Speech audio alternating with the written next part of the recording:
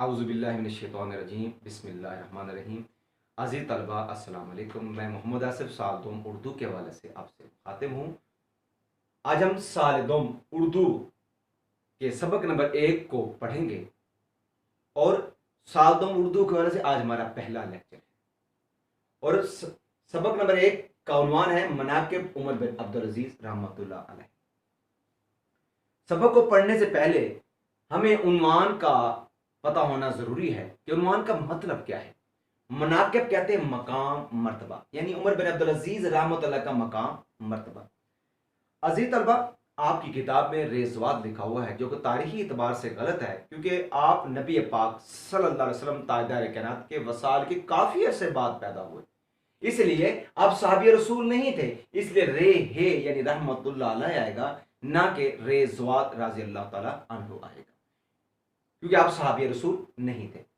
सबक को पढ़ने से पहले आपके बारे में जानना जरूरी है कि आप कौन थे। आप खिलाफत बनु उमैया के 8वें फरमारवा थे। हम तारीखी पस मंजर को देखते हैं तो सबसे पहले हम देखते हैं दौर नबूवत को, यानी हम नबी पाक सल्लल्लाहु अलैहि वसल्लम ताजदार कायनात से शुरू करते हैं, जिनके सदके इस कायनात को बनाया गया। नबी पाक सल्लल्लाहु अलैहि वसल्लम 570 ईस्वी में पैदा हुए। 40 साल की उम्र में आपको नबूवत मिली, यानी 610 ईस्वी में आपको नबूवत मिली और 632 में आप इस दुनिया से पर्दा फरमा गए।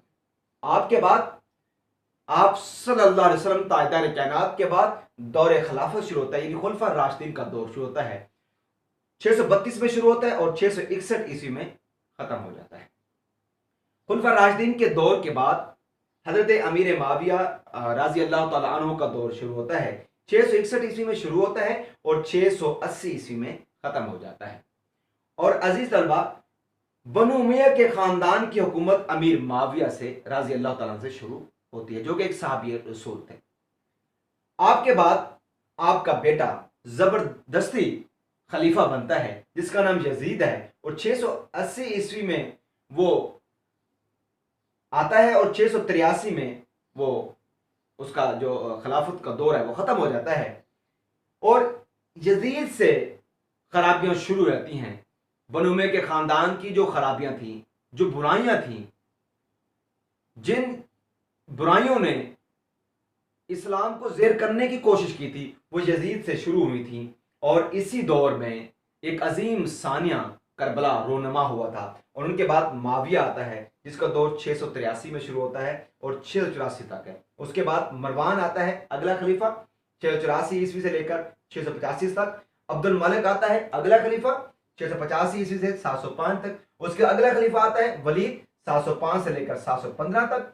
उसके बाद सुलेमान आता है 715 717 तक। और उसके बाद उमर बिन अब्दुल अजीज रहमतुल्लाह अलैह आते हैं, जो कि 8वें फरमारवा थे। 717 में खिलाफत के ओहदे पर फायज होते हैं और 720 ईस्वी में इस दुनिया से चले जाते हैं।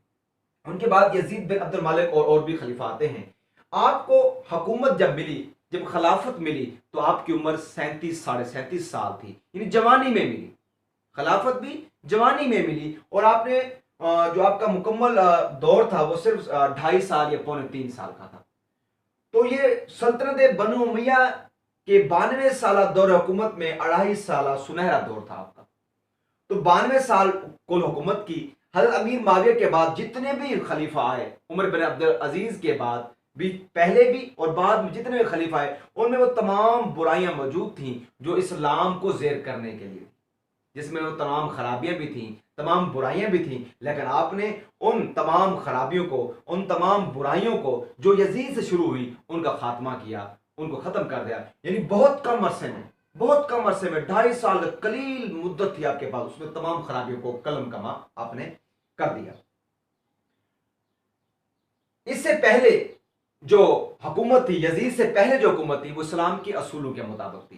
यानी खिलाफत राशिदा का जो दौर था, दौर नबूवत के बाद जो खिलाफत राशिदा का दौर आया, वो हुकूमत इस्लाम के असूलों के मुताबिक थी, जिसमें मसावात का दर्स दिया था, जिसमें अदल का दर्स दिया जाता था। लेकिन जब यजीद का दौर शुरू हुआ तो ये शख्सी हुकूमत कायम हो गई। शख्सी हुकूमत यानी जाती हुकूमत, जाती ख्वाहिशात को परवान चढ़ाना, वो हुकूमत शुरू हो गई, जिसका खात्मा उमर बिन अब्दुल अजीज रहमतुल्लाह अलैह ने किया। آپ نے جب اپنی حکومت پر فائز ہوئے، جب خلافت پر فائز ہوئے، تو آپ نے 2.5 سال قلیل مدت میں ان تمام خرابیوں کو ختم کر دیا۔ اب ہم دیکھتے ہیں عمر بن عبدالعزیز کے حالات و واقعات کو مزید پڑھتے ہیں۔ 40 سال عمر میں 2.5 سال دور خلافت، یعنی 40 سال کل عمر پائی، جس میں 2.5 سال آپ کی خلافت کے تھے، جو کہ بنو امیہ کا ایک سنہرا دور تھا۔ آپ مذہب کی مجسم اور عملی تفسیر تھے۔ آپ نے مذہب کے مطابق حکومت کی، جس میں عدل تھا، جس میں مساوات کا درس دیا، جس میں انصاف کا بول بالا تھا۔ یعنی آپ نے حکومت جب کی تو اسلام کے اصولوں کے مطابق، قرآن و سنت کے مطابق آپ نے کی۔ آپ کی والدہ حضرت عمر فاروق رضی اللہ تعالیٰ عنہ کی پوتی تھی، یعنی آپ کے اندر فاروقی خون بھی تھا۔ ام عاصم آپ کی والدہ کا نام تھا، جو حضرت عمر فاروق کی پوتی تھی۔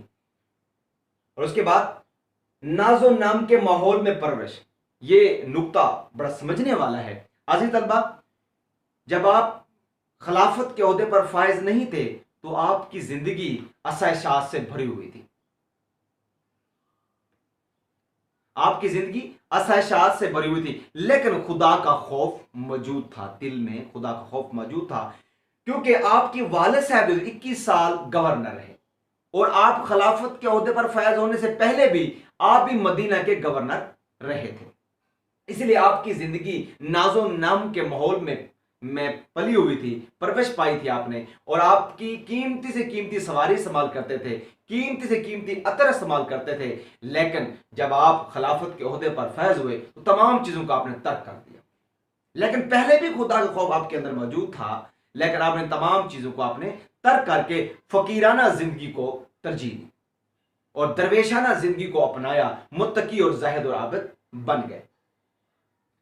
خلافت سے رضاکارانہ دستبردار قبولیت، یہ نقطہ بھی سمجھنے والا ہے کہ جب آپ خلافت کے عہدے پر فائز ہونے سے پہلے ہی آپ دستبردار بھی ہوئے تھے، پھر قبول بھی کر لیتے۔ کیا مطلب؟ دیکھیں، ہم تاریخی پس منظر کو دیکھتے ہیں۔ سلیمان کے بعد آپ کا نام آتا ہے۔ سلیمان جب علیل ہوئے، جب بیمار ہوئے، تو سلیمان کا بیٹا بہت چھوٹا تھا، آپ ان کے چچا زاد بھائی تھے۔